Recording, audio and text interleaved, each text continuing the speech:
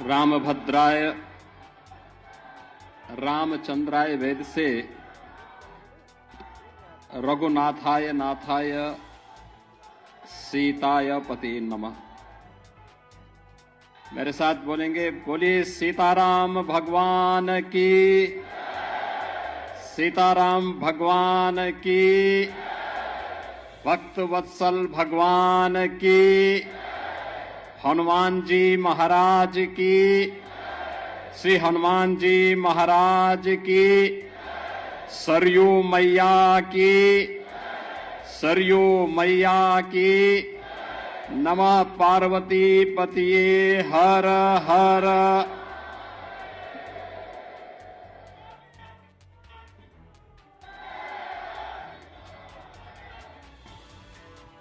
प्रतिष्ठा द्वादशी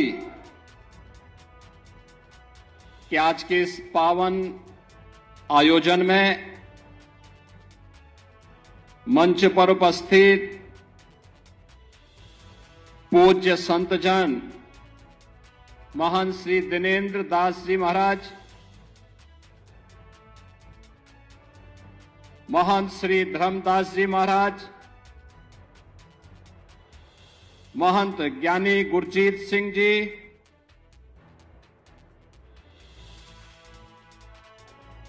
श्री राम जन्मभूमि तीर्थ क्षेत्र न्यास के महामंत्री सम्मान्य श्री चंपत राय जी,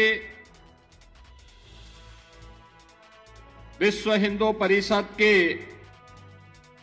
हमारे केंद्रीय पदाधिकारी माननीय श्री दिनेश जी, उत्तर प्रदेश सरकार के मंत्रिमंडल के मेरे सहयोगी प्रभारी मंत्री अयोध्या श्री सूर्य प्रताप शाही जी, जल शक्ति मंत्री श्री स्वतंत्र देव सिंह जी, महापौर महंत गिरीशपति त्रिपाठी जी, जिला पंचायत अध्यक्ष श्रीमती रोली सिंह जी, माननीय विधायकगण श्री वेद प्रकाश गुप्ता जी, रामचंद्र यादव जी, अमित सिंह चौहान जी, अभय सिंह जी, उत्तर प्रदेश सरकार के सलाहकार श्री अवनीश अवस्थी जी, श्री राम जन्मभूमि तीर्थ क्षेत्र के सदस्य श्री अनिल मिश्र जी, गोपाल जी, तीर्थ क्षेत्र ट्रस्ट से जुड़े हुए सभी पदाधिकारीगण और भारी संख्या में प्रतिष्ठा द्वादशी के शुभ आयोजन के साक्षी बन रहे देश के कोने कोने से आए हुए सभी पूज्य संतजन, भक्तजन और उपस्थित बहन और भाइयों, मैं सबसे पहले आपको, पूरे प्रदेशवासियों को, पूरे देशवासियों को और हर राम भक्त को प्रतिष्ठा द्वादशी की हृदय से बधाई देता हूं। उन सबके प्रति, आप सबके प्रति अपनी मंगलमय शुभकामनाएं भी व्यक्त करता हूं। हिंदू पंचांग के अनुसार आज ही के दिन ठीक 1 वर्ष पहले देश के यशस्वी प्रधानमंत्री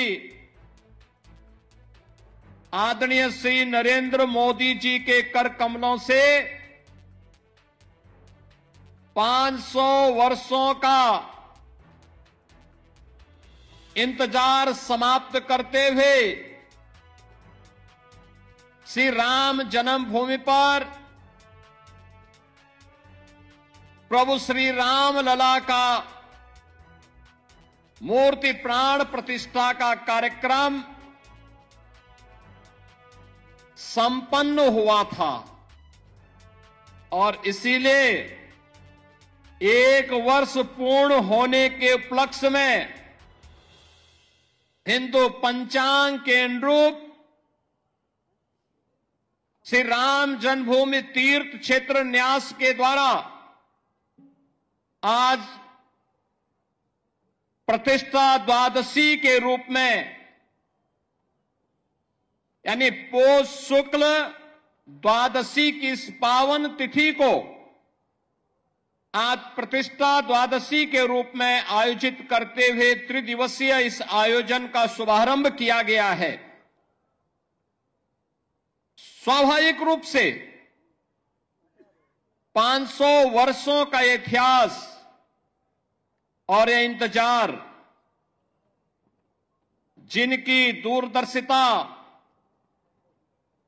से संपन्न होकर के आज इस गौरव की अनुभूति हम सबको, हर राम भक्त को करा रही है, ऐसे देश के यशस्वी प्रधानमंत्री श्री नरेंद्र मोदी जी के प्रति सबसे पहले कृतज्ञता ज्ञापित करते हुए हम सब हृदय से आभार व्यक्त करते हैं।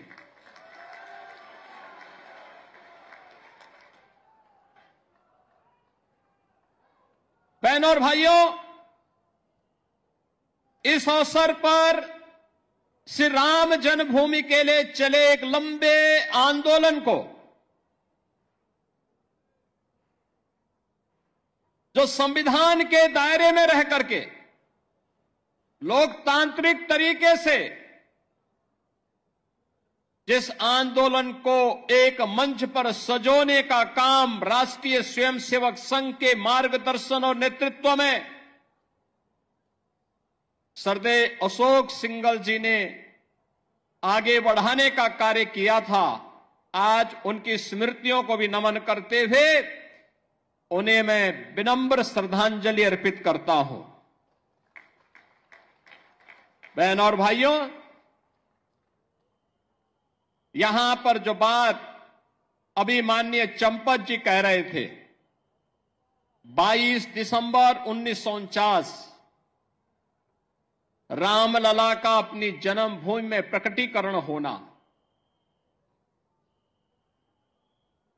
जो इस पूरी लड़ाई की पृष्ठभूमि को आगे बढ़ाता हुआ आज इन स्थितियों में पहुंचा कि हम 1 वर्ष की प्राण प्रतिष्ठा के कार्यकाल के उपरांत आज यहां पर एकत्र होकर के इस मंगल गान के साथ अभिभूत होकर के गौरव की अनुभूति कर रहे हैं।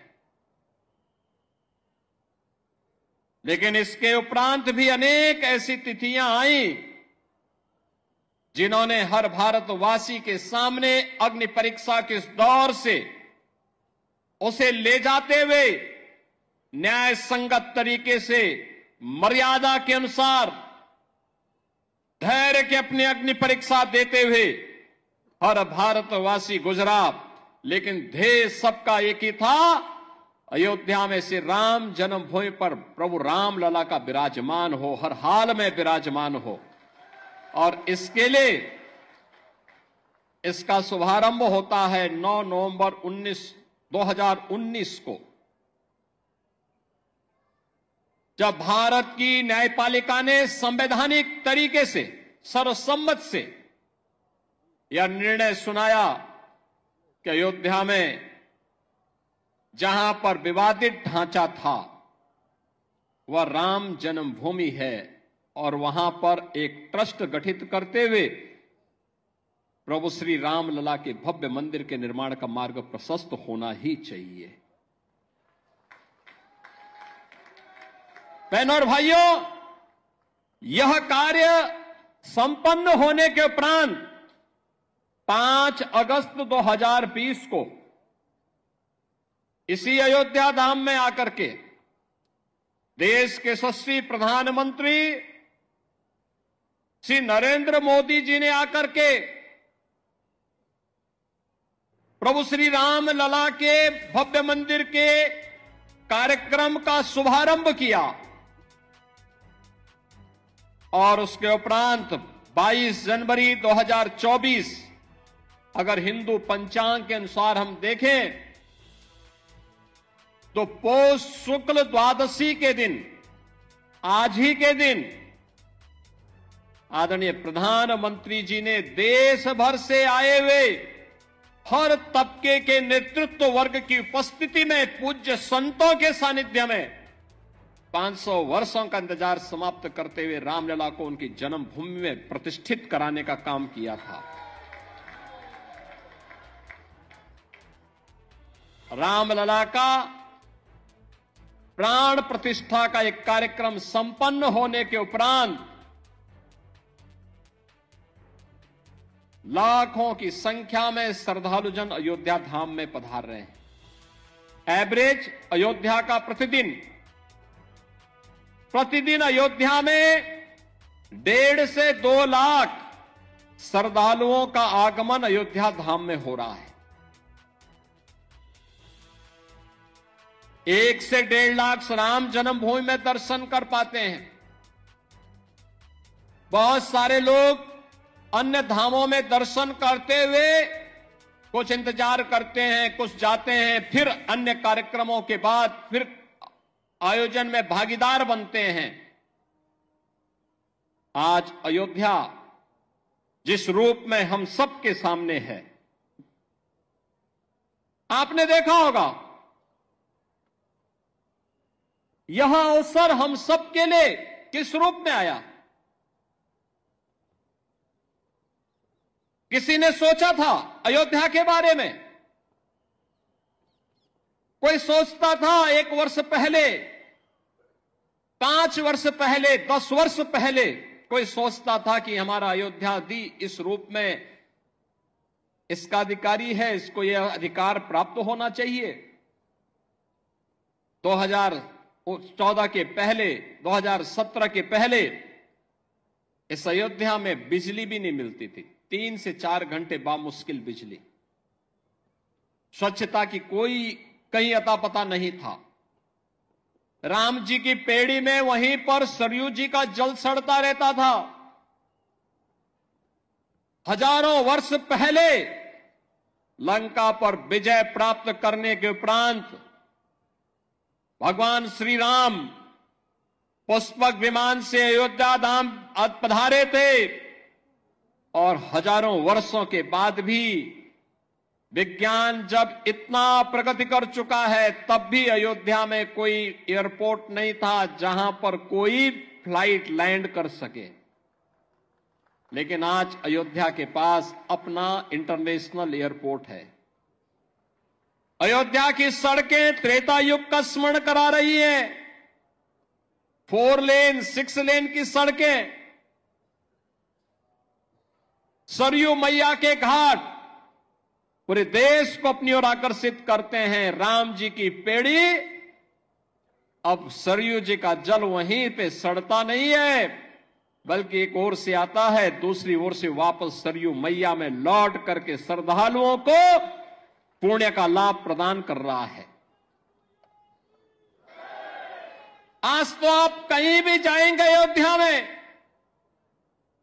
अयोध्या अयोध्या होने का एहसास कराता है। आज हमारी अयोध्या देश की पहली सोलर सिटी बन चुकी है। पहली सोलर सिटी, सूर्यवंश की राजधानी है, पहली सोलर सिटी अयोध्या बन चुकी है।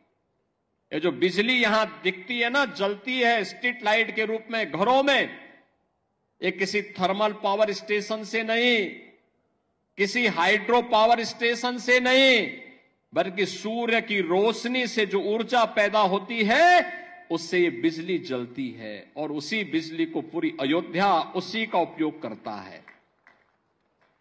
नई अयोध्या, नए भारत का नया उत्तर प्रदेश है, तो नए उत्तर प्रदेश की नई अयोध्या अपने तीर्थ होने के गौरव के साथ पूरे देश को अपने साथ जोड़ रही है। लेकिन क्या यह अचानक हो गया? एक दिन में हो गया? नहीं, इसके लिए एक लंबे संघर्ष को आगे बढ़ाना पड़ा था। जो मैंने पहले भी बताया, दर्जनों पीढ़ियां चली गई, एक ही कामना थी, और वह थी अयोध्या में हम अपने प्रभु रामलला को विराजमान होता हुआ देख सके। सबकी एक ही तमन्ना थी, अधूरी कामना के साथ पूज्य संतों का, भक्तों का चला जाना, लेकिन संकल्प उनका इतना दृढ़ था कि उस संकल्प को पूरा करने के लिए हम सब सौभाग्यशाली हैं कि इन तिथियों को अपने इन भौतिक चक्षुओं से देखने का सौभाग्य हम सबको प्राप्त हुआ है।